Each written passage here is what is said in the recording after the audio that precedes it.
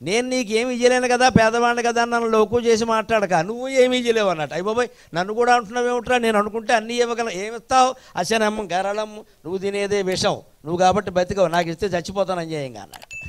మరి హలాహల భక్షణం చేసిన మహానుభావుడు కదా, ఆయన ఇమ్మంటే ఏమిస్తారండి? ఫుడ్ అడిగామనుకో, ఫుడ్ లేదా, ఫుడ్ పాయిజనింగ్ ఉంది ఇమ్మంటావా అంటాడు ఆయన. పాయిజన్ ఆయన దగ్గర తినేది ఆహారం విషం కదండి, ఆ విషం మనకిస్తే ఆయన కాబట్టి బతికాడు, మనం ఎక్కడ? అందుకని నేను అన్నం అడిగితే విషం ఇస్తావయ్యా, విషం తప్పితే నీ దగ్గర ఏముంది కనుక విషాన్ని తిన్నావు కదా. పణీ కలాపు, అశనం గరళం పణీ కలాపు. పోనీ ఏదైనా బంగారపు ఆభరణం అడిగాను కదా, ఎవరు తీసుకుంటారా అని చూస్తున్నా, ఆయన మెడలోంచి తీసి మన మీద వేస్తాడు, అది పాము, చస్తాం మనం ఎక్కడ. ఆయనకు ఆభరణాలు లేవు, ఎవరైనా తమ దగ్గర ఉన్నదాన్ని ఇస్తారు కానీ లేని దాన్ని ఇవ్వలేరు కదా. ఆయన ఆహారం ఇవ్వలేట, ఎందుకంటే ఆయన తినే ఆహారమే విషం.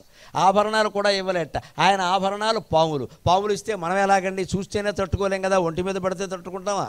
పణీ కలాపక వసనం చర్మచ, పోని మంచి బట్టలు ఏమన్నా రేమాన్స్ షూటింగ్ రామరాజు వారు అంచెకచ్చు పంచెలు ఏమైనా ఇస్తాడేమో కట్టుకుందామంటే అవి కూడా లేవుట ఆయన దగ్గర. ఆయన ఏం చేస్తాడు? వసనం చర్మచ, కట్టుకున్న ఏనుగుతోలు తీసి మనకి ఇస్తాడట. మరి నీకేదయ్యా అంటే దిగంబరాయ విద్మహే అంటట వెంటనే, అది దానికే ఆయన సిద్ధమే. నీ ఏనుగుతోలు మాకిస్తావయ్యా, అందమైన పట్టుబట్టలు కూడా నీ దగ్గర ఏం లేవు.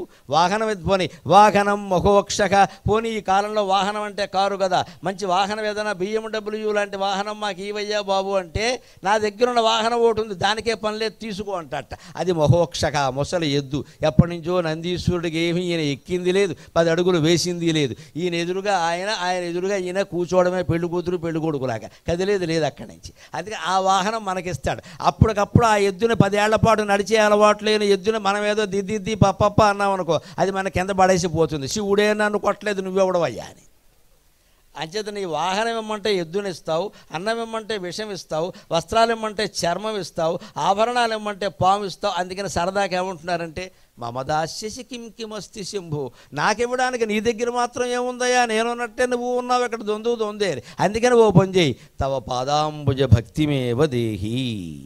ఇందాక నీకు నా మనస్సుని ఇచ్చాను కదా, నేను ఏమీ ఇయ్యలేక నా మనస్సుని నీకు ఇచ్చాను కదా, అందులో సరిగ్గా బూరులో పూర్ణం పెడతారు చూడండి, బూరులో పూర్ణం, అది సామాన్యమైన విషయం కాదు. మన ఖాళీగా ఉండే నా మనస్సును నీకు ఇచ్చాను కదా, ఇప్పుడు అందులో భక్తి అనే పూర్ణం పెట్టి నాకు ఇయ్యవయ్యా అని అడిగాడు.